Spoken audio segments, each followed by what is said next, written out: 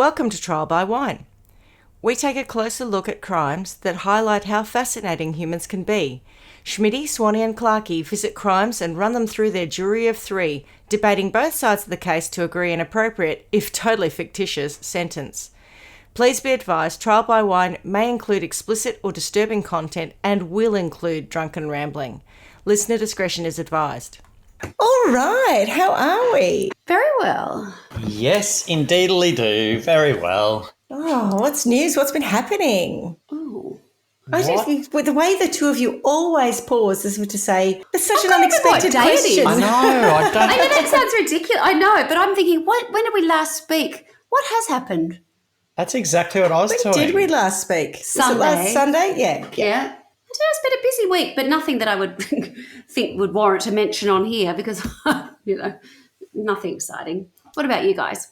I reckon it's been super uneventful. Yeah, me too, actually. Yeah, there's literally nothing exciting to report. I have lots of exciting things to look forward to. Yeah. So this feels like it's a little bit of I'm just getting stuff done. You're going to go on a concert, aren't you? Have you got something on? Oh, I do.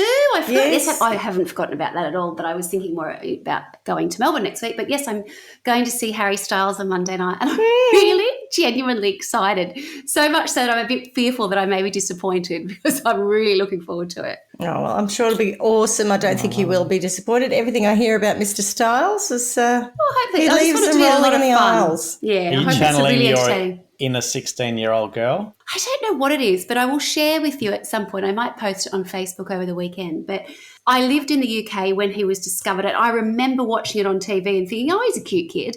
And then really, not having any interest and certainly having no interest in One Direction or whatever else. And it's sort of, even I think his first album, I just had no interest at all. But then a couple of years ago, and I think it was about 3 years ago, he was on Saturday Night Live and he was both the musical guest and the talent. And he sang this song that I had kind of heard of and liked, but he sang it with this arrangement and the backing, and it had like someone on a trumpet and the backing sings. And it was so soulful. It was like one of those things where in that instant I became a bit of a, fan of him. And I thought, oh my God, he's incredible. It totally changed the way I viewed him.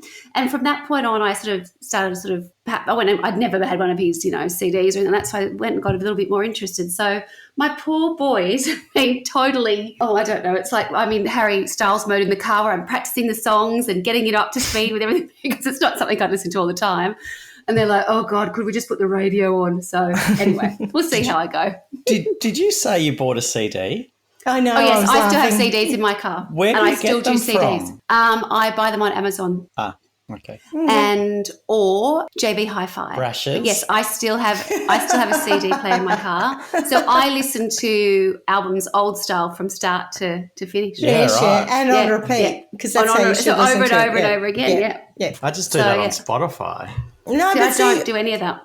I was talking about how Spotify has changed the way I listen to stuff just the other day because I don't do things on repeat because it just sort of plays through and then it plays other things. It starts to recommend other things if you run out of a playlist or something. So I don't have that experience of listening to the same 12 songs. This is like being 13 again, single darling. word. Yeah, exactly. It's totally like that. And I'll bring the stack in next time to show you the CDs that I have in my car. And basically every concert that I've been to, so whether it be Elton John or Red Hot Chili Peppers or whatever it is, I have the CD. And so in the weeks leading up to it, I'll start to listen to it. I've got Guns N' Roses, we went to, and so that's how I do it. And then I've got my Oz Rock selection, which are like, from the late 80s when I was, like Boom Crash Opera. Then I've got, Hall & Oates. It's really quite diverse, but probably not that diverse. But when I put it on, there's probably about 3 or 4 songs I like on each CD. So I just go through them and I just go through them and I just go through them and I'll say to the kids, "Can you change that CD for me?" Which is very old school. I appreciate. No, I hate it. Anyway, never mind. It's an education for them. Otherwise, they wouldn't know what these old technologies were. What have you been up to, Schmitty? I have been entertaining my guests. So what do? We did a little bit of wedding setup earlier this week and then we went up to Eildon. And so we've had a couple of lovely days up there. It was 36 up there and it's 38 where I am now. And we sort of turned the sun on for them and the lake was spectacular. Oh, and lovely. Weirdly, last night we had a tree frog on the boat. Never had a frog on the boat ever. And not even a normal frog, a tree frog. Yeah, I had to catch it and release it outside. So it was cute. So that's me, really. And boys, still nothing? Straight back to nothing, yeah. Okay. All right. Well, on that note, perhaps we should introduce ourselves. I'm Schmitty. I'm Swanee. And I'm Clarky. And together we are Trial by Wine. And what are we drinking? Go on, Swanee. This is the lowest of the low, I think, for me. It is a SodaStream bottle with cold water in it. It's not even carbonated. Fizz. Not even carbonated. Not even carbonated. I just grabbed it as I ran upstairs. Is that like a buddy of cold water? It is. Oh my God, it is. When I said the lowest of the low, I didn't realise I was really meaning it was. You're drinking a buddy. Oh, my God. Yeah, nothing special, trust me. But anyway, 10 kilos. I've only got another 9 to go before next Thursday. I'm on fire. Look, I'm even in my gym gear still. I'm too scared to get on the scale, so I'm not going to worry about it. But on that note, I am, as a result, drinking zero sugar creamy soda. Jesus. Boys, can you hold Here up we go. the bargain? Ta-da! Oh, thank God. We're having a little classy Aldi number, but it's a rosé from the Loire Valley, Nice. which is a nice rosé and also a nice part of the world. Indeed. We've been Excellent. there. Cheers. Been to some wineries there.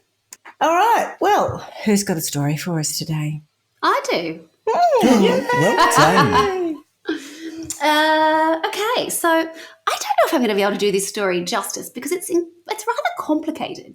But how I happened upon it was a couple of years ago. I saw a story, an article in a New York magazine.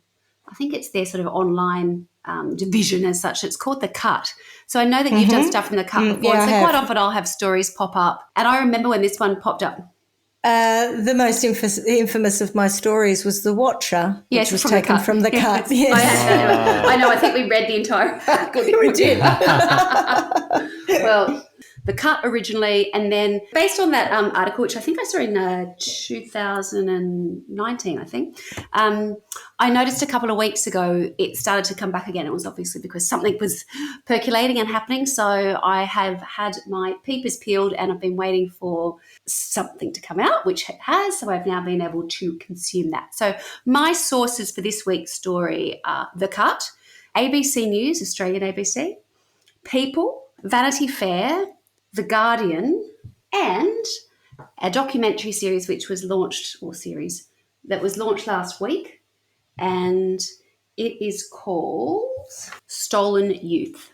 Anyway, so I thought that the reason I wanted to choose to do this story was because I remember reading the article initially and thinking, what?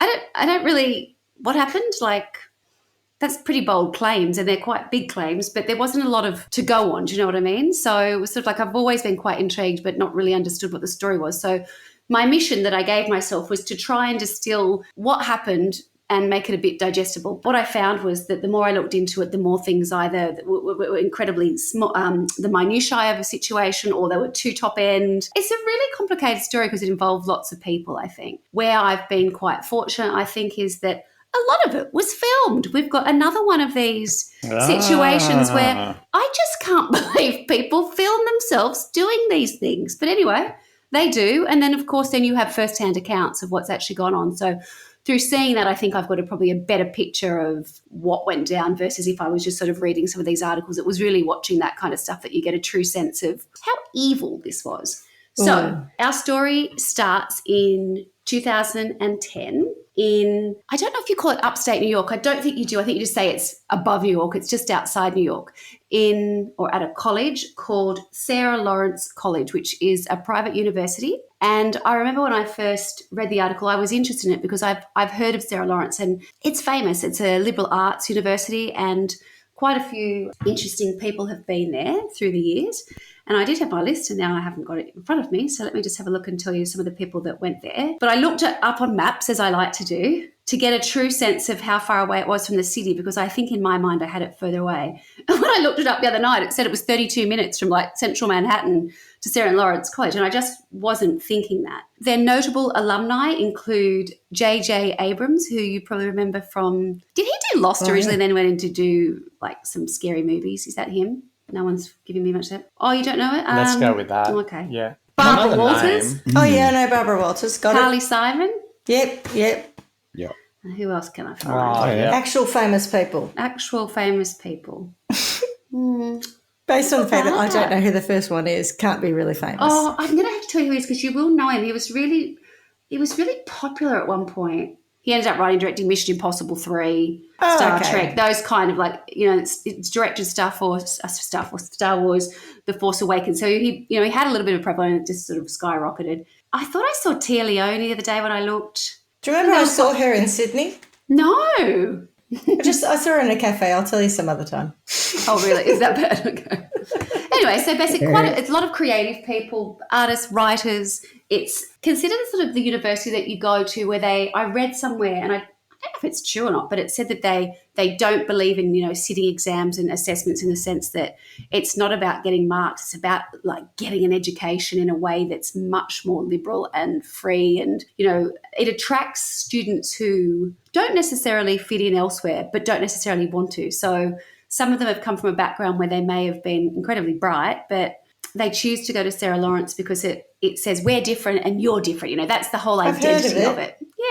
Yeah. In 2009, a group of kids, started at Sarah Lawrence. And during their first year at uni, they became sort of thick as thieves and they had the most incredible year. And in the documentary, there's lots of footage of them just being, uni students. They were sort of probably 18 at the time because turning into sort of 19, 20-year-olds over that sort of period. But, some of them are stoners, but, they love talking and they're up late night.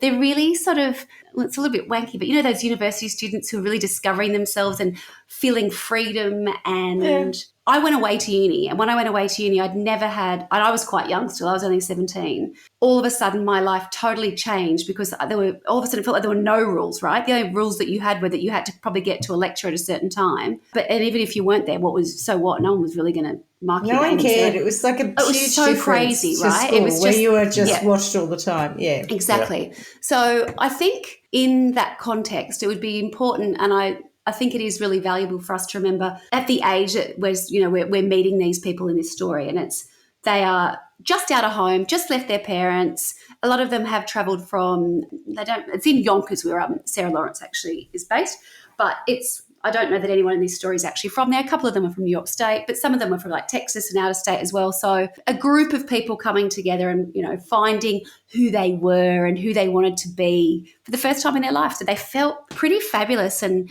they were starting to feel like they were part of a group of kids that was sort of like a community. And I don't know that a lot of them had that before, or they were certainly feeling really excited by that. So, everything was a learning experience. Is this Melrose Place? Absolutely not. Okay. And I wouldn't say that they weren't unattractive people. I don't mean that at all. But it was really not like that. These kids were quirky and, right, more sort of intellectual. And, there was definitely an academic basis there. It wasn't a scene in the sense that you would turn up and go there. I don't think if you didn't really want to get something out of it, you went there for the education that it was offering. We meet a girl called Talia Ray, and Talia and sort of her group of friends had gone through their first year.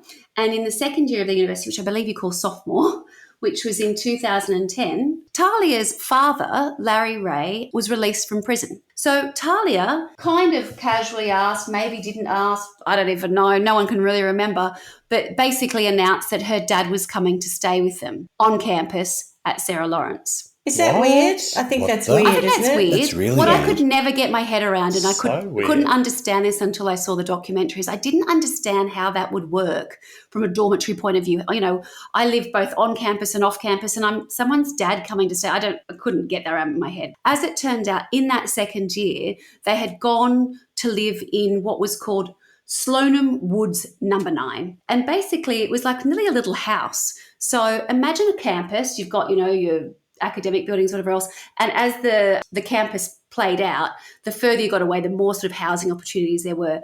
And Sloanham Woods number 9 was a little self-contained house where there was probably a series of another, 20 houses. But it housed a whole group of kids where they had their own individual bedrooms and a separate kitchen and dining area kind of thing. But it must have had its own door. Do you know what I mean? It was a separate building. So in Sloanham Wood number 9, Talia was obviously there. And then that's where Larry Ray, her dad, came to stay. and he was sleeping on their sofa. I thought you were going to say something else. Okay. No. That comes later. Yeah. Oh, that was quick. He was sleeping on their third housemate. And I wonder if that's the thing I where don't know what's going to come later. no. But what would you say? They're supposed to be kind of free and easy, it's all okay. No one really knew what to say. And Talia adored her father and said that he had been wrongly convicted and that, he had been standing up for her and her little sister against their dreadful mother who had been mistreating them when they were younger. But it gets a little bit confusing when you start to look at what Larry was in prison for and what he'd done before. But in this particular instance, he'd been in prison in New Jersey and he'd been incarcerated there for violating a child custody agreement. So I don't think that he'd been there for long particularly, but he moved straight out of prison and went to meet his daughter Talia, who they had this beautiful relationship, and he's moved into Sloanham Woods 9. You say in this particular occasion, was he an in and outer? Not necessarily, but it was always sort of involved and dicing around sort of situations with the law, like just one of those characters who had, I don't understand how some people, when you look back, there's all these little moments that they've done something wrong, but they haven't actually served time as such, but he's always sort of very close to the heat. Right. So I will go into that a little bit later when we sort of talk more about Larry, but that's how he came to be at Sarah Lawrence. And at that point, and at no point actually, no one at Sarah Lawrence seems to know and certainly doesn't care. The kids who are living in the dorm are, not sort of bothered necessarily one way or the other. I don't think they thought it was going to be for long. Talia was their friend. One of the guys that lived in the dorm with them was a guy called Santos. Santos was Talia's boyfriend. And so they were all just this gang. To give you an idea of another sort of idea about sort of Sarah Lawrence was a lot of it was talking about taking academic risks and trying to find the person who you really are and really want to be. So I think, being the person that went, I'm not really that comfortable with this, and why is your dad here? Yeah. Would be a bit odd. And it felt like, looking back when people were interviewed, 50-50 split, where some were like, that's a bit odd, and some were like, I didn't think it was odd at all. It was someone's dad. I'm like, that's exactly why I would find it unusual. Oh, but, yeah. I'd be like, what? Can't he just get a hotel room, or do you have no one else? Look, it is weird, but also I think when you're 18, 19, 20, your relationship to your parents is much closer. You've been living with them more recently. Correct. So probably everyone is like, okay, it's a bit of a stretch, but not that big of a stretch, maybe. Yes. And he took on, it's very interesting what you say, initially the role that he took on within the house was he made himself very useful, father figure. So the kitchen had never been cleaned. He started cleaning the kitchen up. You can imagine, we've all lived, shared housing, accommodation. We've all cleaned up after a dump. Yeah. My favourite memory of one of the floors that I lived on at uni was the fact that our ashtray was the fry pan because it was big enough, and the fry pan was huge, and it was like a mound of cigarette butts. Oh, that is so We didn't disgusting. use it to cook in, obviously, but that was there was so much. Lord. Yeah, isn't that vile? Yeah, So, a fry pan. yeah. A big fry pan. Oh. Yeah. So all of a sudden, there's a little bit of order in the sense that they're still relaxed, they're still able to do whatever they like, but Larry's in there cooking for them, cleaning up the kitchen, and then, there was one girl who explained the fact that, she'd come from, very little money. They'd never really been to a grocery store where she could get what she wanted. And she had kept the receipt from the first time she ever went to the grocery store with Larry because he bought everything that he wanted to. And she was looking at something. He's like, if you want it, grab it. She'd never had that happen to her. She didn't know that as an experience. So, years later, she's got the receipt from that very first time that they ever went to a grocery store. So he was he was being generous in terms of being tidy and clean and feeding them and cooking for them and not really getting in the way as such, but just sort of becoming part of this group. And I think that they, he wasn't saying, don't smoke drugs, don't do whatever. They were still doing whatever they wanted, but he was just giving them a little bit more of a parental kind of thing where they had a little bit of help to get through the day when, otherwise it was a mess, as it often was. Otherwise, it was a giant fry pan full of durry butts. Yeah. Absolutely. And then one day... That's exactly it sounds like it's all going a little too well. Yeah. Well, no, it starts to go a bit... It goes even better, apparently. So then...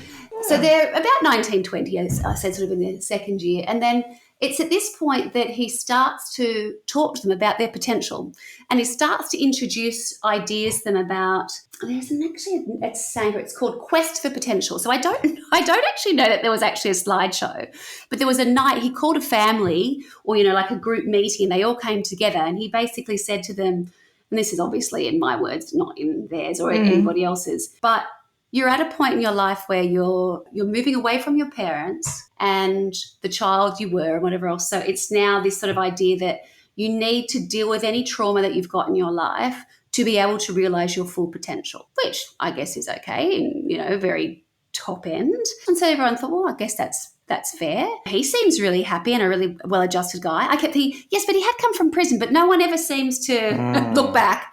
They just thought, this guy's got all the answers. And then what happens is wrongly he starts accused, to, of course. yeah, exactly. It wasn't him. And he starts to sort of start saying to them, look, the reason I'm aware of this and I'm so knowledgeable is actually a lot to do with what I've been doing in the past. I've worked with the CIA. Every time I read these, we all go, yeah. I'm pretty sure people who worked at the CIA don't never tell anyone. them. Well, they couldn't, because everybody else who hasn't does. Remember they all signed the Official Secrets Act, and even if you've, I think that's an English thing, but even if you've left, you still can't talk about it. And he just seemed so interesting to them. He had a story about everything. He'd been a CIA, he'd been a Marine. And what is interesting at this point is that we've got to remember these kids were not idiots. They were not stupid. They were open to maybe things. naive. Not stupid, Perhaps but a little naive. bit. And some of them said at first they were sort of questioning, and there was some that remained questioning the whole time. But some of them are like, well, it is our friend's dad. She's there. Yeah. She's saying it's true. And she believed it to be true as well. And he Well, had he's been photographs. telling it It wasn't he didn't have stories. photos. Oh, God. So, hang on. He's got photos of being in the CIA. That just gets worse. No, but one of the things was he'd said he'd rub shoulders with Mikhail Baryshnikov. I can't believe I said that. That's absolutely wrong. The ballet dancer? No, the ballet dancer. That's my background speaker. Gorbachev, correct. And he had a photo of him. He was in a photo with Mikhail Gorbachev. Did he see Baryshnikov as well, though? He could have had both. He could do that, yeah. He also had claims that he knew, and he did, the New York mayor, Rudy Giuliani, which at one point may have seemed more appealing than it probably does. Yeah, just later on. We all know that that one didn't age well. And there was a whole sort of series of things where he was well connected. And if people Googled him and they were able to find images of him in, I wouldn't call it New York society. He was sort of attached to a New York that was, I don't know. So one of the people that plays a role in this story is a guy that he was best man for at his wedding. And he was, I've got to get this right because I might say it's slightly incorrect, but he was like the police commissioner of New York. So people who had important roles, I wouldn't say they were necessarily not high society, but important roles who had real pull and could make things happen. And do you know what I mean? They had real power on that sort of level, not just about money and image, but, the police force or, something like that. Yeah. And he really did have real connections with these people. So it was probably one of those things, if you Googled him, you'd go, oh, well, I guess there it is. But there was never a great deal of detail to any of this kind of stuff or what had happened before or how it worked. It was just another story after another story. And he would bring up things sort of like, if we're talking about healthy habits, well, when I was in the Marine, we did this, you need to have a discipline, all these kind of things that would then, looking through the filter of going, oh, well, if he did that when he was in the Marines, that would make sense. So it wasn't totally implausible. Perhaps depending on the way it had been fed to you, you might be going, oh, God, this guy's done a bit of everything, hasn't he? Do I believe it all? But I think it was the way it was done in a very sort of casual manner at home. Oh, yeah, I've done that. The daughter's there. Yeah. People were sort of buying into it. Mm. Yeah. It didn't seem particularly crazy. It just was one of those situations where he then took what he was doing with the group and then took it to an individual level. And then that's when things did start to change. So one of the girls that he had I didn't say this to you before, I never really explained it, but when I was talking about how I couldn't quite get my head around how he lived in a dormitory style, it was sort of like a 2-story place with individual bedrooms and a communal living area kind of thing. But they all knew, like, if someone was in a bedroom or whatever else. Anyway, he started doing these things where he'd be talking to one of them and it would end up, they talked all night. And they weren't having sex. That wasn't, it wasn't anything like that. they're They just could hear talking. them talking. And there was one girl in particular called Isabella Pollock. And Isabella was from Texas and had a pretty rough upbringing from all accounts. And drugs and alcohol played a big role in her family home. And she was very depressed. And you see all these photographs of her. She's a very beautiful girl. Totally. Hair covered her face. There's always a bit of hair covering her. Not part of the group, not quite giving like everybody else was. And then Larry has a night with her. They have a chat and he starts talking to her about her childhood and basically saying, it's not your fault. This is the way you've been parented. It's been not good enough. You've got great potential and I can help you. And that's how it starts. And then he would do that with each of them. And what you'd find is that each of them, and unsurprisingly, I don't think it matters even at our age, all of them had something that was their concern, their insecurity, their background, whatever it was. Something that made them vulnerable for him to tap into. Absolutely. It's all pretty textbook stuff. And then he would work on that. So what was happening at this point is you were finding that of the group, some were really starting to go, oh, well, she seems much happier now that she's been spending a bit of time with Larry. And some were like, nah, not interested. And others were sort of like, maybe I could, maybe he would talk to me. Maybe I could approach him with something that I'm concerned about. And sure enough, a couple of them did that. So Santos, who was, I think still at the time, Talia, whose daughter's boyfriend, he approached him and he said, Larry was always the kind of man I wanted to be. He just seemed in charge. He knew what he wanted. He was masculine. He was, whatever. He just got on with things. He was a doer. And so he sort of went to him and, so he starts chatting to Santos. And then there's another guy called Dan. Dan had been dating a girl called, I was going to call her Devon. I think her name's Raven. I don't know why I got the two words confused, called Raven. And Raven is probably the voice of reason in the sense that she never sort of is interested in Larry and what he's got to say.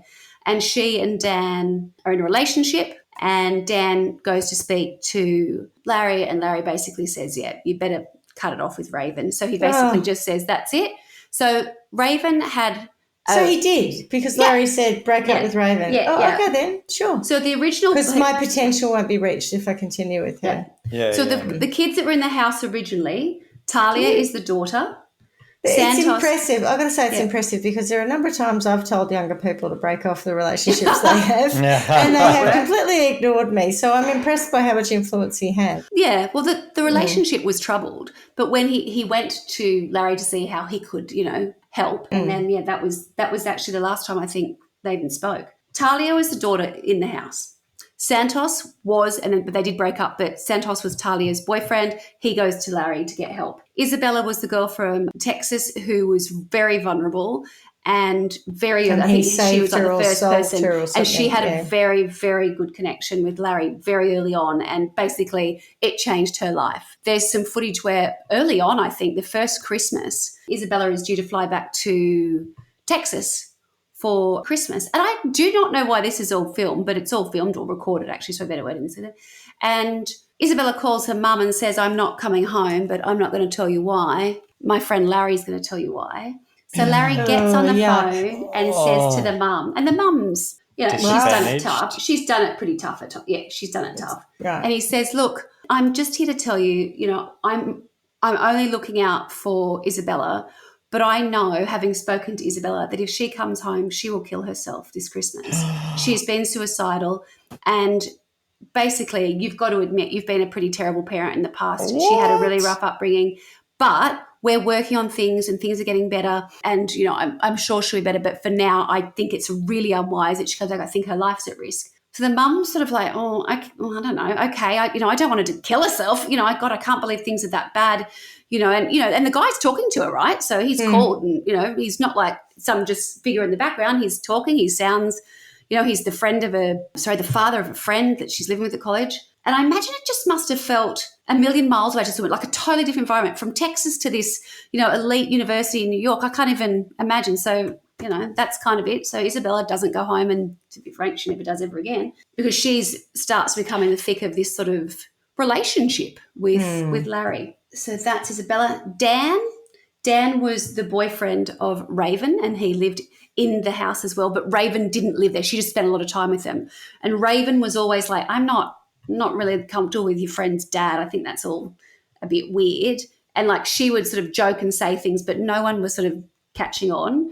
So she was being sort of distanced, intentionally by them. So Dan now starts to spend a lot more time with Larry because Larry's telling him, look, I'm going to show you how to be a better person. And a lot of that comes down to being a more sexually aware person and finding how to be, and, I'm going to show you how to get sort of sexual prowess. And, at one point Dan had said to him, I wonder if I'm gay. And he's like, it's all recorded. I don't know why it's all recorded, but no, you're not gay, but I'm going to show you how, you need to be with women. So he was sort of tapping into each of their insecurities and what they were concerned about. Yeah. There were another two people called Gabe and Juliana.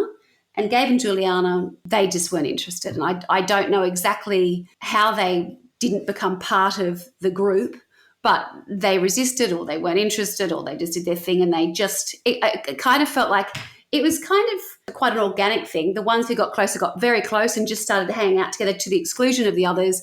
And the others sort of got on and did their life, at university and whatever else. And that just leaves one other character, which is a girl called Claudia.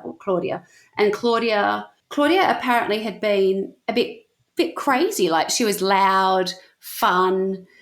She was always pretty mad and, everyone kind of loved her for that. And then once she started talking to Larry, she was starting to share with everybody the fact that she sort of said, I don't think I want to smoke drugs anymore because I think, I'm schizophrenic. And they're like, what? You weren't schizophrenic a week ago. Where have you got your diagnosis from?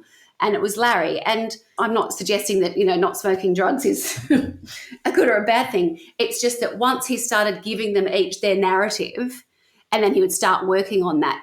Everyone had their own story, right, and their own connection with Larry based on what their individual circumstance was. And they all just seemed to start to eat it up.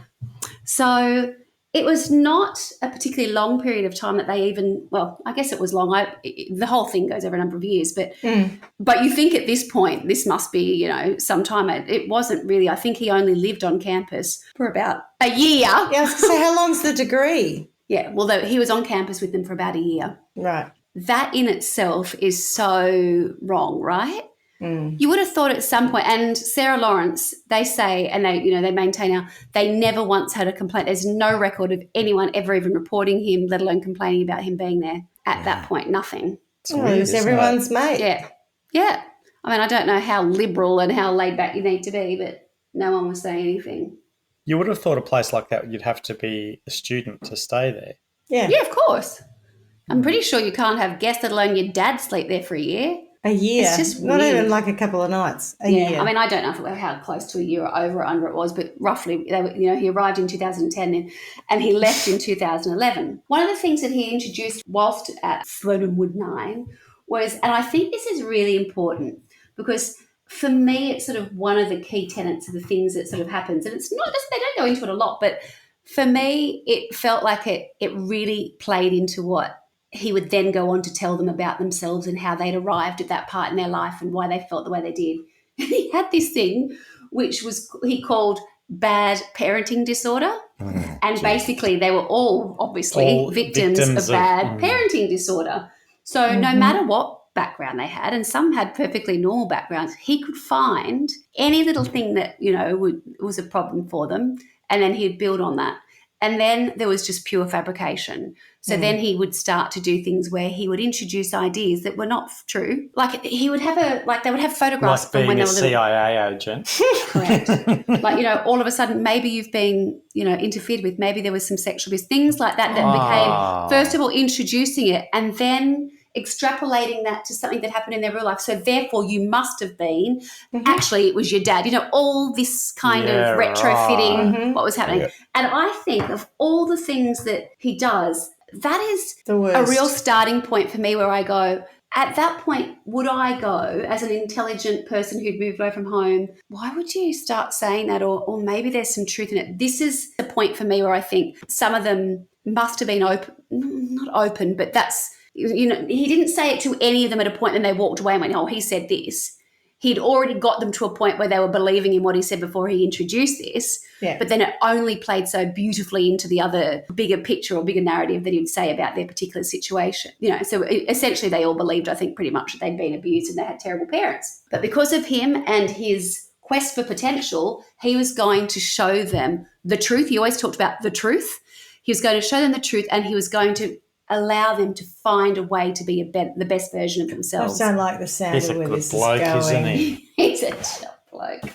Oh, So I really don't that like where sort of this is set going. the scene. So that's what sort of happened at Sarah Lawrence on campus. It was lots of chats and, you know, them feeling really connected and part of something that was bigger, and that Larry was really helping them. This great guy was going to help them be the best version of themselves, leave sort of trauma behind by dealing with it, talking with him about it, finding ways to deal with it, and then moving ahead.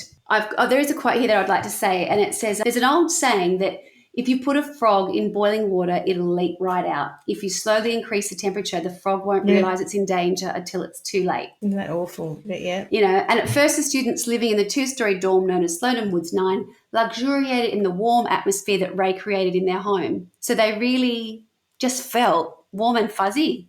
He'd made them feel things, and they could talk about things that they couldn't with other people. They had this little group. They were feeling like they were part of something pretty important, I think. And they had an adult paying attention to them and taking them seriously and nurturing all of those and by all feelings accounts, of, they would say they thought he was the coolest, most charismatic. They just, you know, sort of like, oh my God, he's a real adult and he's done real things and he's paying attention to me and he's giving me his time. He's a couch surfer. I've read that Isabella believed that he saved her life because she was suicidal. And she said, without him, I wouldn't be here now. And he absolutely saved my life. So I think that they didn't start to see the shift when things started to get a little bit different, you know, when you had to turn the heat up a bit. They didn't see it come, or maybe they saw it coming, but they were still so kind of in love with him in a way. Do you know what I mean? That's what it sounds Enamored, like. I've got totally. a crush on him. Yeah. Then Ray Bit like announces, you and Harry Styles. a lot like me and Harry Styles. Yeah. So a year after living with them, he announces that he's moving out, and he moves into an apartment on the Upper East Side of Manhattan. And this is when I had to do the look, and apparently, like, it literally is 30 minutes away from campus, so it's not that far. You only have to sort of go beyond the park and then through the Bronx, and it's on the other side. Because I thought, well, how will they get to uni if there's a connection there? Is that still there? And it's not a problem at all. So he invites Talia, his daughter, and the friends to come and live with him for free. He's not working, remember? He's just hanging around with the kids. So I did wonder how he could afford this. I wouldn't say it was a flash apartment. It looked pretty flash because it's in New York and it's in a nice area. From what I understand, everything in New York is expensive. Correct. And it was small. It was just a one-bedroom apartment. And it is revealed in the documentary that the flat is actually owned by a guy that he met in jail. And he doesn't pay rent. So he didn't say that he was going to have all those people living with him, but he basically moves into this perfectly, you know, adequate flat on the Upper East Side, and then invites the gang to join him. And so they do. So how many of them are there in a one-bedroom apartment? The ones who go to live with him are Talia, Isabel, Santos. Yeah, Talia. The other bloke who got influenced, but not Raven. Dan. Raven's not having a bar of it. The ones who definitely are there are Talia and Santos and Isabella and Dan. And I think Claudia might be there to start with, but she's not always there. But anyway. So 5 people, possibly 6 in a one-bedroom apartment. Yep. And there's footage of the apartment, and basically they put all the mattresses, or they get mattresses and put them into the living room. It looks like a bit like hoarders, to be honest. It's just a dump. Yeah. And there's footage of them that first Christmas with Christmas music, putting up a Christmas tree with lights on it, and they're all so happy. And, you know, they're just Did they have to hang it off the ceiling because there was no room on the floor? There was a little mattresses, a tree, but it was just stuff. Wouldn't say it was like... And that fry pan early full of hoarders, just a lot of stuff.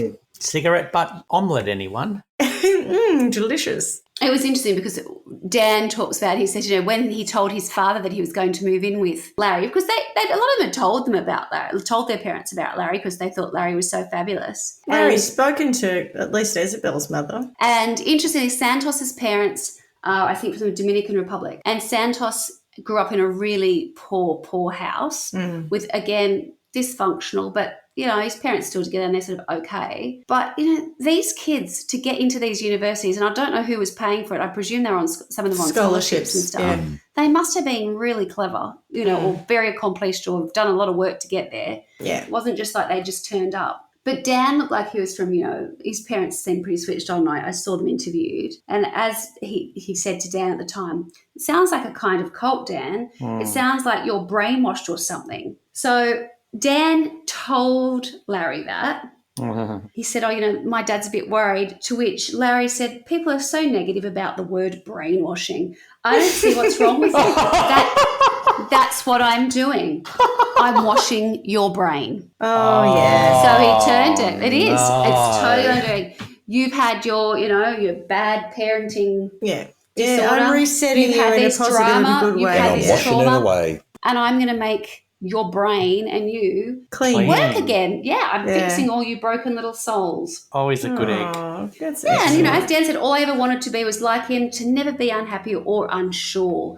And I think that not so much unhappy, I think people can somehow manage dealing with being unhappy, but it's that uncertainty that you feel at different points in your life that you think, and it's certainly something as an adult that I sort of realised that it's such a big deal for a lot of people, I think.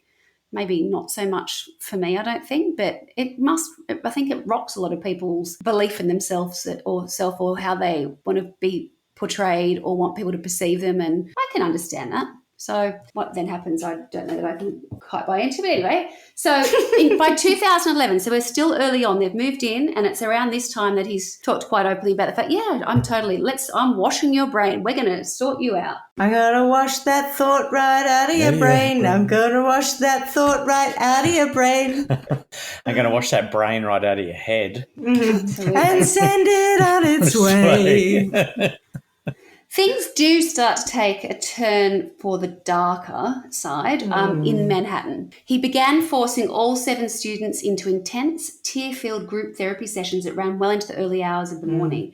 This is Often like he Nexium. recorded everything they said. This is this thing. I can't believe they record everything. God. This is And like that so shit much they it's going to did be used in against Nexium. you. Yeah. He's not thinking it's going to get, bring me down. He's thinking exactly so the I same can use it thing. against you, correct? Yeah, exactly the same technique. Yeah. And it was always about keeping them tired. And, oh, my God, you'd see them talking. They just look like shit already. Like they're already starting to look really, fatigued and, oh, do I have to? And people just start talking absolute shit when they're that tired. I'm like, you just do anything to shut someone up, shut something down, move on. Your brain can't handle it. He then started this campaign of truly isolating them from family and friends, insisting that they were broken and they were in need of fixing. So where before, when they'd been on campus, for instance, they were, there just would have been more people that knew them around them. He really had them much more isolated now, holed up in this apartment in the sky, just talking shit like 24 hours a day. And they did start to see another side of his personality. This is when he started to really get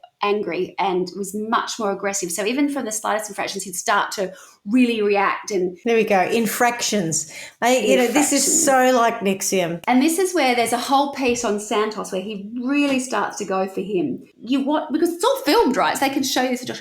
You watch this young guy, just fall apart and lose total sense of what is practical reality. Or real. Yeah. So it starts off, he's talking about the fact that Santos doesn't respect his property. Because remember, he's paid for everything and it's all his kind of thing. It starts off with something as, you scraped a fry pan or a saucepan, I can't remember what it was, on purpose. It wasn't because it had cigarette butts in it.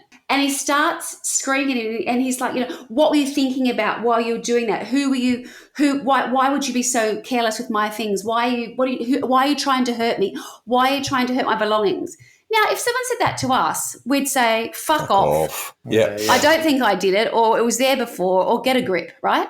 But it's these things that escalate that he would then film something that started over like, who scratched the saucepan? You did it, you admit it. And the guy starting off going, no, I didn't. To the guy then going, finally, yeah, I did do it. Why did you do it? I did it to hurt you. There's stuff like this. It was just bonkers. Then he starts saying to Santos, what else have you done? What else have you broken? Santos then at one point, and they've still got all of this documented. Santos finds every single thing I think that is in the apartment, and takes responsibility for destroying everything and puts a financial amount on it. So I destroyed your speaker, I destroyed your spoon, I destroyed your this. And so it's a handwritten list of every item by value and what he then owes Larry. So he starts to really unravel And then he's trying to find ways of giving Larry this money. And it ends up being like hundreds of thousands of dollars. He approaches his parents at one point and says, can I have, I don't know what he wanted off his parents because they couldn't afford it. But I think it was something in the vicinity of, it was huge. It was like $300,000 or something ridiculous. There wouldn't have been that much stuff in there with that much in the first place, I don't think. No. But, things like that, when I'm watching, I was like, oh, God, this is such a leap for me to make. I really, you kind of struggle a bit with watching some of it because you're like, mate, just say, I didn't. But it's already so beyond that point that they just start to believe it. And he's always got an audience. So when he does this, he'll have someone filming, and you often see someone just in your peripheral vision. So he will say to them, what is he saying? So then he'll get the other person to chime in as well. So it's sort of this group kind of shaming. Yeah, you did do it. You did do it. Yeah, I saw him do it. I mean, it's just bonkers. And because he'd said that he'd spent so long with, these people in the CIA or whatever else, he'd say, I'm using these techniques and, if you cross me, you're crossing these people and I've got people who are after me. So he starts to introduce this idea of people after him, people who are, they're coming after me and by association they'll be after you as well. Equally, I've got so many connections in, what's the word I'm after? Law enforcement or whatever else. Right. If you do the wrong thing, you'll do jail time for this, or these things that you've done to me. Scratching my frying pan. I know it sounds absolutely bonkers. Even as I watch it, I'm like, oh my God. I have to say there were times watching the episodes that I thought, oh God, I can't do this. I'm going to fall asleep because you just say no, I didn't do it. And and they're showing you the whole bit of footage. They just sound broken. No, I don't know. Yeah, I did it. Oh, it just does your head in. But, he'd spent so long convincing them of his backstory and who he was and his powerful friends that when you start to combine this idea of him telling them they've done something wrong, getting them to admit it, then he's got this thing all saying, well, if you don't admit it, there's a consequence. If you do admit it, there's a consequence. So there was no right place for them to be in. They were just... No, we can't win. Starting to go absolutely loopy. And you see just the look of them, what they look like physically, how much they've changed. And things like they start to have like tics and, like they're doing stuff while they're talking. Their eyes are doing weird. So it's the sleep really deprivation unnerving. and it's everything, yeah. Turning them into, breaking them, making them mad. And that's what you learn in the CIA, right? Breaking their sanity. Well, no, this is what you learn when you go to a Nexium class. Yeah. It is interesting though, because one of the things that I'd only heard quoted once, and it may have actually been from Dan, but Dan said, when you're looking for a cult, you don't go and join a cult, right? There's a process that happens, right? Wouldn't even know where to find one. Correct. And equally, he said, what is unusual about this, it wasn't based on a religion. There was no, because a lot of them have like a religious kind of fervent, that's not the right word, religious sort of, not always. They make connections. Sometimes, yes, right. You're quite right, not always. But if you're looking for obvious signs, and that's what he's saying, where the real red flags are, whatever else, it wasn't like they were saying, this is our isolation.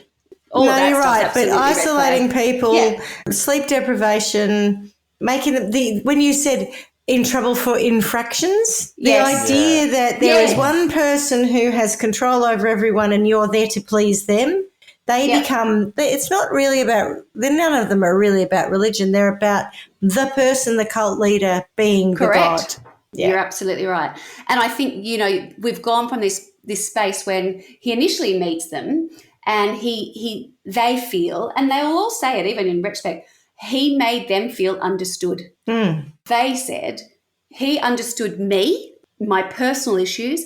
He certainly understood my family. No one had understood my family. So that you put the two in context, that's where he starts to get this thing of them going, oh, I feel so enlightened. That's why I'm the way I am, because he understands me and he understands the family background that I've come from. I've got this sense of community. This guy knows the truth.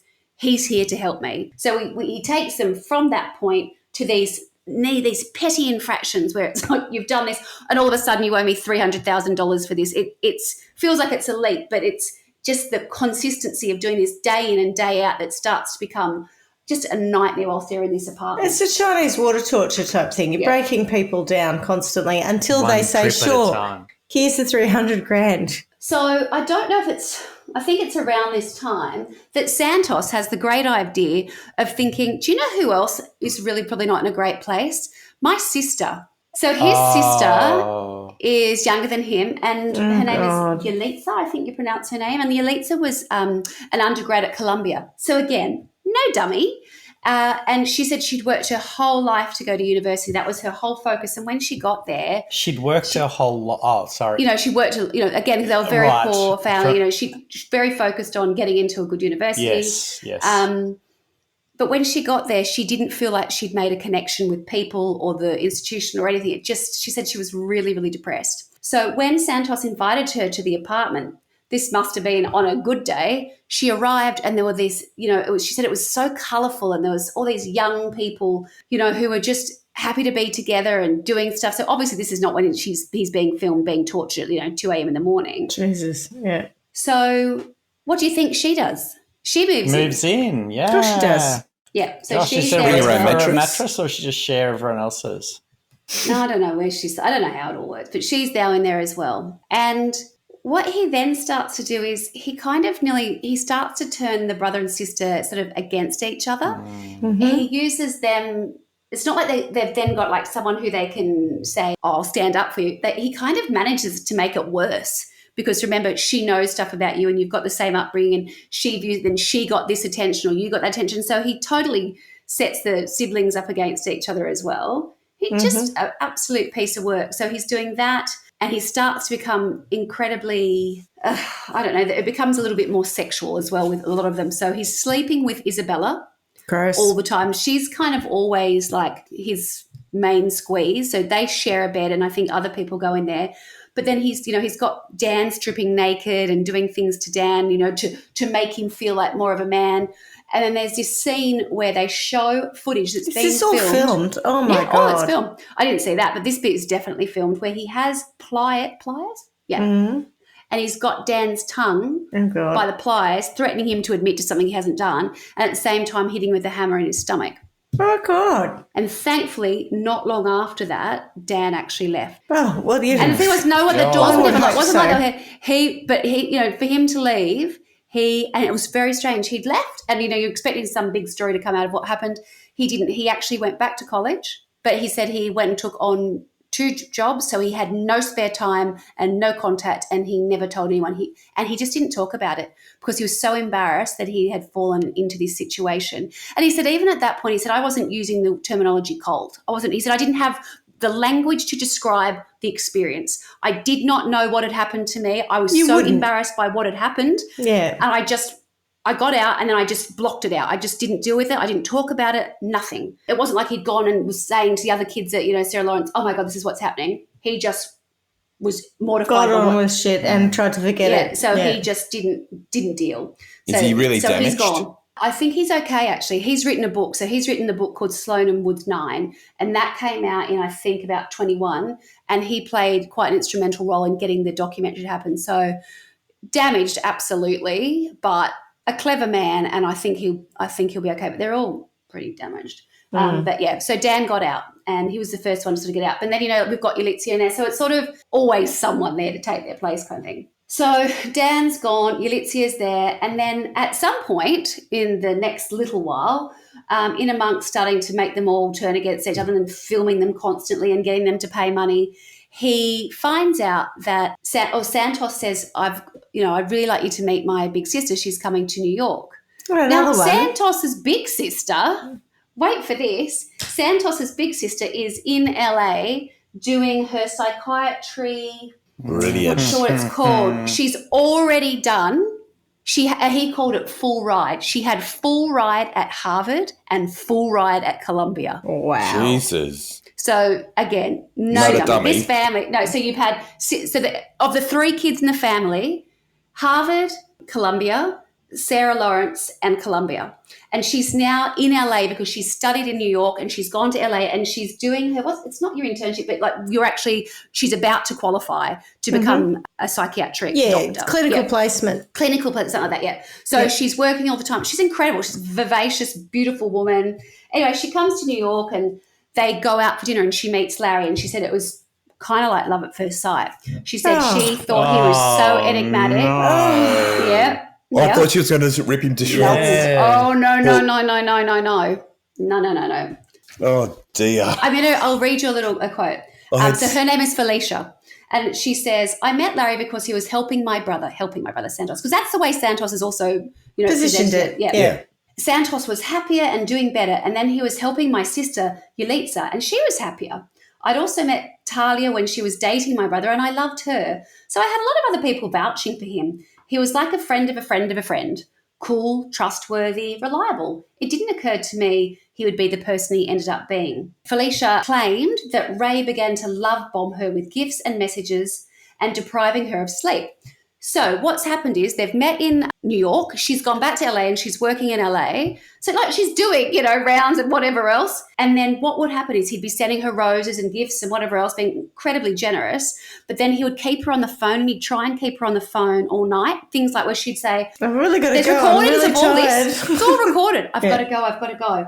And then he would start to plant seeds of doubt with her about, different things that are happening. Then he started to tell her that he was in trouble and that people were after him. And then unfortunately, by virtue of their connection, the fact that she was sort of falling in love with him, whatever else, she might be at She'd risk. be in trouble, yeah. So that spiraled very, very quickly to the point where this very, very highly educated doctor is holed up in her apartment where he has got her in LA on a mattress where she'd had to go and get little webcams so he could see her, talk to her all the time. And to cut a long story short, he ends up getting her out of there because she's not safe. He sends someone from, special ops or whatever else to collect her. This has come up in so many stories now, right? Where there's people sending people who are not really people from where they say they are to get her to New York, and someone accompanies her the whole way to New York. When she gets to New York, she's already a total nut job because she's so scared she's going to be killed.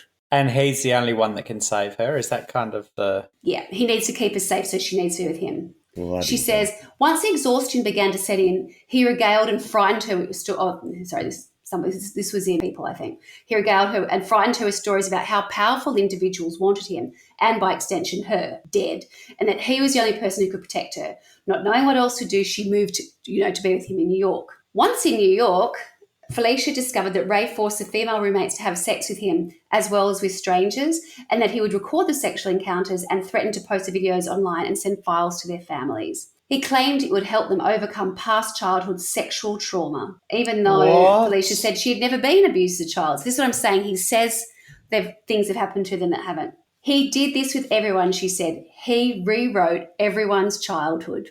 And he said all kinds of horrible things happened to me. He was saying that my dad had prostituted me and that I was sexually abused by him. All sorts of horrible things that were just not true. But she couldn't recognize that at the time. Trust me. So she's arrived in New York and she says she was totally in love with him and believed that he was her boyfriend. And the first night they've gone to go to bed, Isabella's in bed, and she said they had to sleep naked, and Isabella's in bed with her hand on Larry's penis. And she said, well, what's going on here? And he said, oh, don't worry about her. That's just what makes her feel comfortable. Fair enough. I've got a good grip on it, so I won't fall out of bed. How bad is that? Okay, so when they start showing you the footage of Felicia in New York, it's probably the worst footage actually. The brightest of the lot, I reckon she falls the furthest. She just becomes crazy. She's so scared to start with. She's crying and going crazy. Then there's a picture of Santos in front of her, and every time she complains or she hits herself or something, he hits himself. So there's this footage. She's doing the wrong thing. He's like a tick slapping himself. They're totally nuts. It is so bad to watch. So remember, and all three siblings are in at this point. Yeah. Then he starts to talk about the fact that their parents are involved.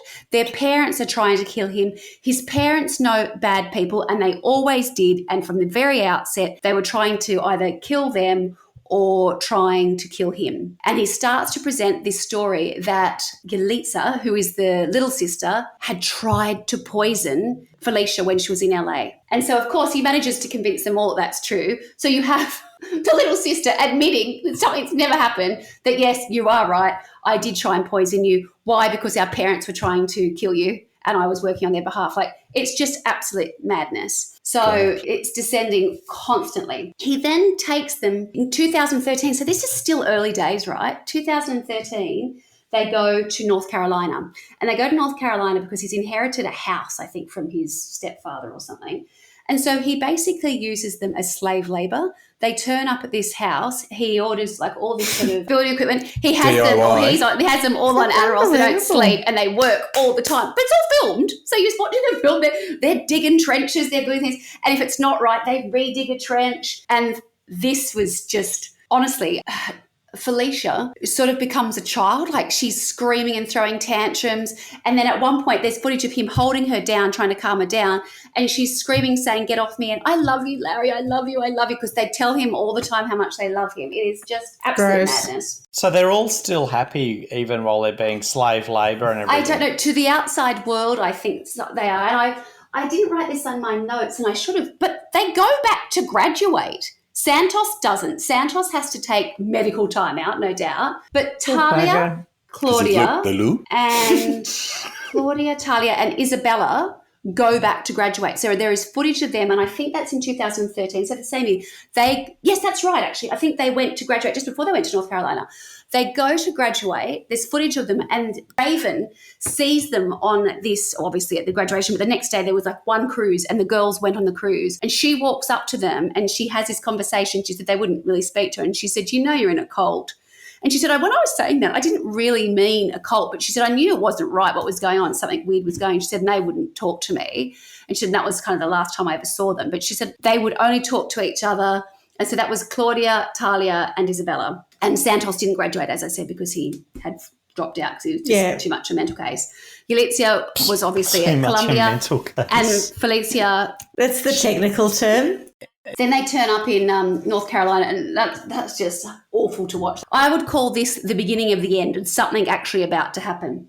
In 2018, so quite a few years later, a Sarah Lawrence graduate finds a website online about Claudia, and it features Claudia. So it's called Claudia. I've forgotten what it is. Hang on a minute. Imagine her first surname was Claudia Jones. It's called ClaudiaJones.com. I've forgotten its name. And it is Claudia being filmed by Larry, admitting to the fact that she had tried to poison Larry and Talia and other Sarah Lawrence students when she'd been there. Yeah. So she's sat on like this dishevelled bed, and it's Larry interviewing her, and he's saying, are you being coerced? Are you being paid to say this? Are you being, is this the truth? And yes. And she's just a shadow of her former self. She used to be a little bit heavy. She's super skinny, just looks terrible. And so all of the, the graduates or whatever from Sarah Lawrence who'd gone at the same time, they all start talking to each other. They're going, were we poisoned? Were you poisoned? And I don't remember that. Besides the fact that I don't remember it, I don't believe I was. Hangover, but I wouldn't say I was poisoned. Yeah. No one's sick. What is this? This is bullshit. What is going on? So at that point, one of the graduates reaches out to another former graduate of Sarah Lawrence called Ezra Marcus. And Ezra Marcus is a reporter with, it's called The New Yorker, which is basically where the cut article comes from. Based on that 2018 website, they start researching from there. And what do you think they find when they try and look into the website? There's a phone number on the website, and they do the search for the phone number, and the search for the phone number comes up with an escort agency, or an escort, maybe not an agency, an escort landing page, let's say. And who's the escort? The escort is Claudia. Yeah, right. And she looks quite different than she used to. And there's her rates, and she is expensive, let me tell you. Anyway, so basically the upshot of it is that Claudia has been a prostitute and she'd been sex trafficked by Larry. He has told her that she will do time in prison or she'll be killed or whatever else because she's tried to poison him, right?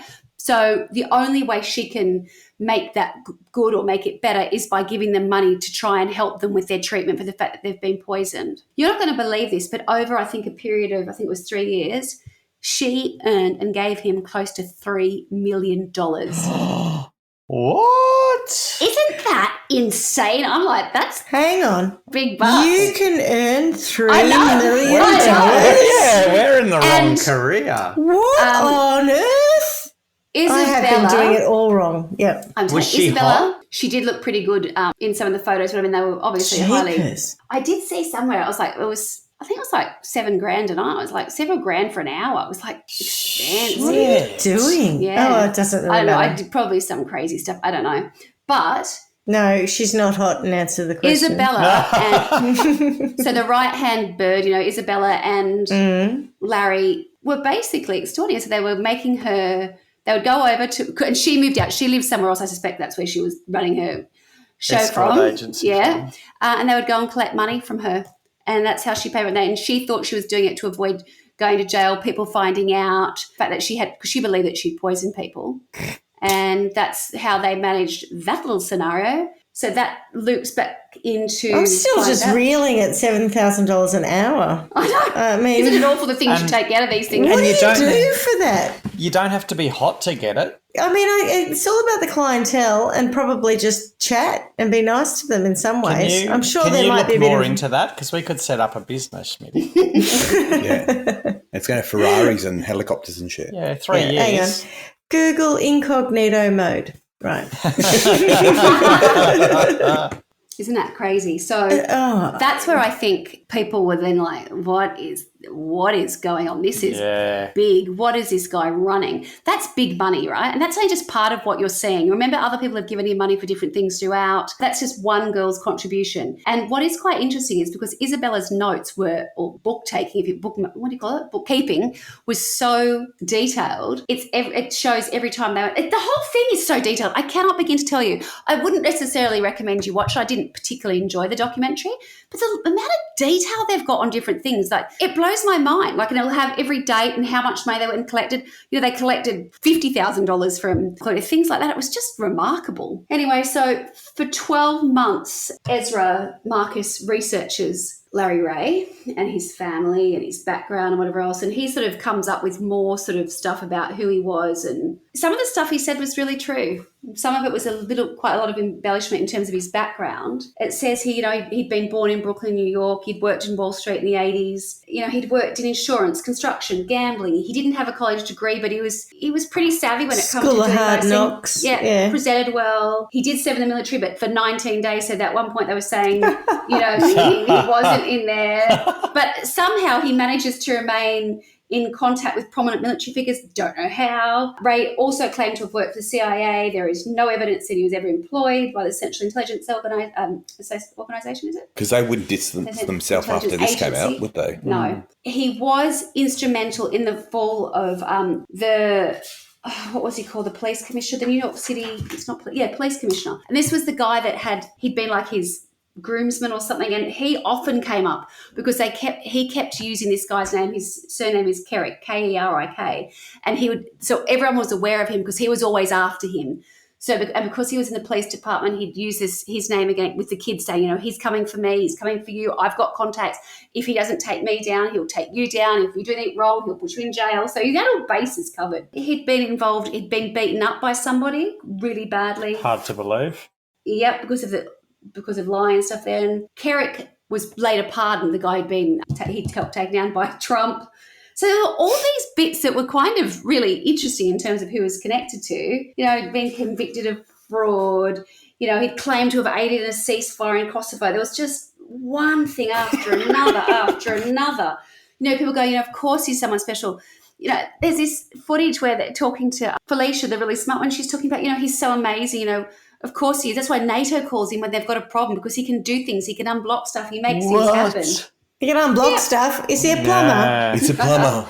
Yeah, me shit is up the blitz. He had a terrible divorce with Talia's mum, but I can't find any information on the mum or the little sister. It's like, all I know is that when she'd called the police, he was so manipulative that they turned up and Talia and Larry said, she's the abusive one. So he got custody of the kids. It was just one thing after another like that, where he would just be doing the wrong thing. He'd already been diagnosed with a personality disorder, and when they went through, the family courts during the divorce, someone said it was nearly impossible to give a proper reading on him because he was one of the most manipulative people that he'd ever come across. He has characteristics that are strongly suggestive of pseudologica fantastasia or Munchausen's disorder. I don't know what that means. A psychological examiner's notes from Ray's custody battle with his ex-wife claim that Ray is able to manipulate and control almost any situation which he finds himself, including a psychological interview with a forensic examiner, no matter how experienced that examiner may be. Mr. Ray is very good at what he does, can be utterly charming, and one can be disarmed by his childlike simplicity and smile. But Mr. Ray is no child. He is calculated, manipulative, and a hostile man. The article comes out, and that's the article that I read in The Cut. So it comes out saying, what's going on at Sarah Lawrence? The Stolen Kids of Sarah Lawrence is what it was titled in 2019 New York Magazine. And then a New York police investigation starts from that point. Whilst he is being held, it takes him 10 months, but 10 months later, he gets charged with racketeering, extortion, violent assault, sex trafficking, forced labour, money laundering, and tax evasion. But where they find him, the FBI go and raid a house because they have to leave. He gets kicked out of the apartment in Manhattan. So he... Yeah. 8 people dossing in. It all no starts risk. to fall, and it's already falling apart by this point. But by the time this happens in 2019, there's just him and Felicia, the doctor, the super doctor, and of course Isabella. It's just the 3 of them living in this terrible house that someone had loaned him or whatever else or lent him in New Jersey.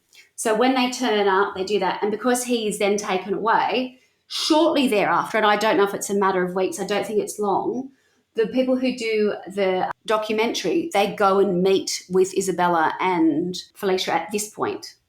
Wow. And they're still totally brainwashed. Oh my God. Felicia her eyes go like this constantly. Wow. She's talking about how she calls him Honey Bunny, how she's in love with him, how, as I was saying, how NATO called him, like she's just enough. The house is dreadful. And they've got all these medical supplies in their living room where they all live together because they're all poisoned, right? They've all been poisoned. So they've got all this stuff available to them. She was a doctor. Anyway, it's just madness. Yeah, but it just goes to show that anyone can be susceptible to this level of manipulation. Often people think that it's dumb people who get caught up in cults. You've got to be stupid to not have seen it. Yes. But it's not. It's incredible. The right person with the right charisma and the wrong intent can have so much power over people. Yes, absolutely. So what then happens is in the documentary, you don't see Larry again. Like he's being held. And then they start to really delve into what's left. Where are these players that were, in the thick of it, and how have their lives been affected? And over a period of, I guess it's only a couple of years, you see them start to either come out from under that spell or not. Mm. And do they stop ticking when they come out from under the spell? Not initially. I have to say it takes them a while. I do have a rundown of where sort of everybody's at to sort of bring us to sort of a close. Claudia, who was the one who was the prostitute and had been sex trafficked and was the one who was on the big bucks, she did not participate in the documentary at all. You don't see her. So any footage that you see of her is something that was from before, or the one where it was like the website that was about her. She has rejoined her family and has a wife, I believe. Did she consent to being used in the documentary? Do you know? Anything that was used was already in the public forum. There wasn't really much footage of her nothing happening to her. It was initial stuff where it was like photos and fun things and some recordings, but not a great deal. And then the actual one that was the website. So I don't know if she would. I just feel like you wouldn't want that rehashed. Yeah. I did see somewhere, and I think a lot of them testified against him. I think Claudia was one of them as well. Claudia. So I don't actually know. She doesn't feature in it. Dan, I spoke to you about before. So Dan wrote his own account in 2001, so that's Sloan and Woods 9.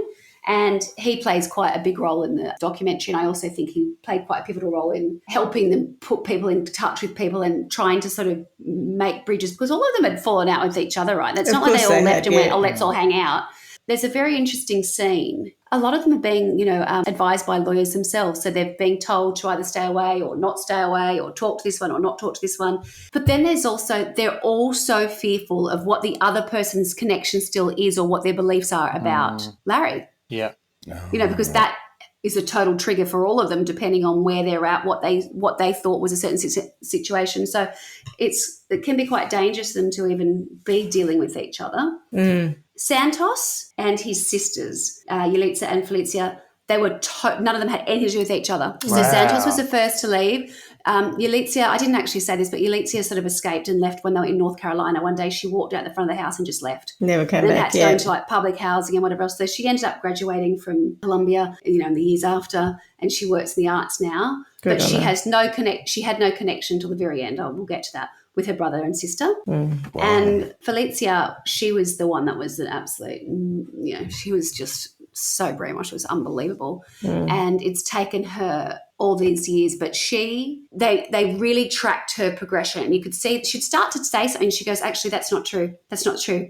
And she says, I know that's not true. So you can tell how clever she is again. She goes, that's not my voice telling me that. That's not my voice. That's Larry telling me that. What the actual truth is like she's talking about her parents, because they had nothing to do with their parents. So their parents lost 3 kids in this. That's awful. Yeah. And what is quite nice is by the end of the documentary, Santos, Yalitza and Felicia are reunited, and they're sitting in like a park with Dan. And it took quite some months, and because the older sister goes to the mum first, and that's the first connection. And once that happens, she and her mum go to visit Yalitza, but Yalitza won't see her. She's saying, I love you, and they're talking through a door. She said, but I can't see her because I just can't trust because the older sister became so entrenched in the all. She's like, if she believes even a little bit of what Larry's saying, I can't go down that avenue again. I can't deal with that. Anyway, it takes them some time. Anyway, now they are all one happy, harmonious family with, some pretty big scars.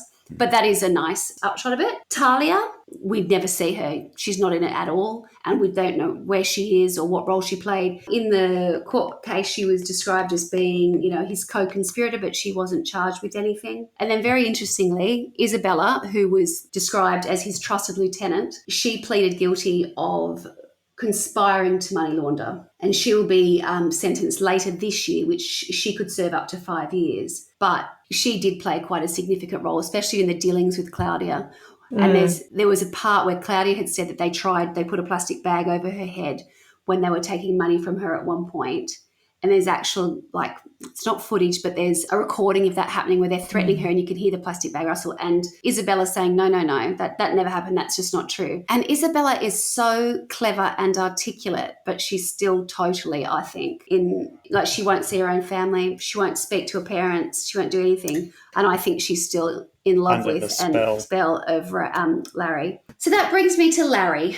And Larry, on April 6, 2022, 12 years after meeting them, he was found guilty on all 15 federal charges.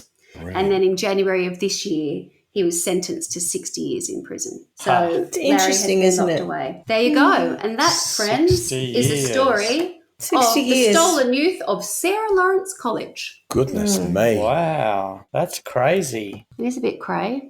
I don't know if I missed it, but what happened to Talia, the daughter? She just left at one point, and then they don't really go into what happened. Right. Talia moved out of the apartment. Okay. Talia moved into the apartment, and then she moved out, and then she finished her degree. So when she's graduated, and the thing is, what's important is when they were living there, they still must have been going to classes to have graduated, right? Except for Santos, who dropped out. Who had to drop out because he was a shadow of himself. But there are bits of watching this documentary that I don't actually know that I would have got through it if I hadn't had to get through it. It's so hard to watch and listen to what being said to them. Yeah. And you just want to shake them and go, come on, Yeah. It's bullshit. Of course you're not scratching a pan. If you did, mate, who are you? I'll go and get you another one, $5, whatever it is. Guy who's loafing on our sofa. Yeah. Back it up, Toots. I don't care who you are. But, when people start to be fearful of their life and whatever else, no. So I'm happy to go first for the sentencing. Go on in. Okay. Do it. So while you were doing the story and telling us about the charming and wonderful and gregarious individual that Larry Ray is, I looked him up and had a little look at him because I thought, I'm always interested in what these people look like, not that looks are everything, but, no. And in his earlier years, you sort of think, he's ordinary, but, okay, I can see that he's pleasant enough looking. He's not really bad.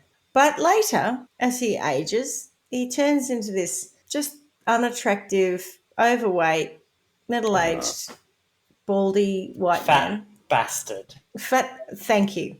And so my sentence for him is a little bit of a Swanee nut punch in as much as I want to get a shrinking machine and shrink him down so that he becomes around the same size as Mini-Me. Oh, brilliant. And I'm going to strip him naked. What do you call those people again? Very small people. I'm just going to shrink him down to be a very small person. And I'm going to put him in a cell with Fat Bastard Oh, because as we know, he wants to eat the baby all the time, and he can In my belly.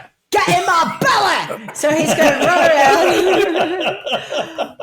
Look at the baby. Who gave me a baby? Get in my belly. So I'm going to put him in a cell, and he's going to be running around, and he's going to have nothing. He's going to be naked, and he's going to be terrified all the time because he terrified these people. And he won't be able to sleep.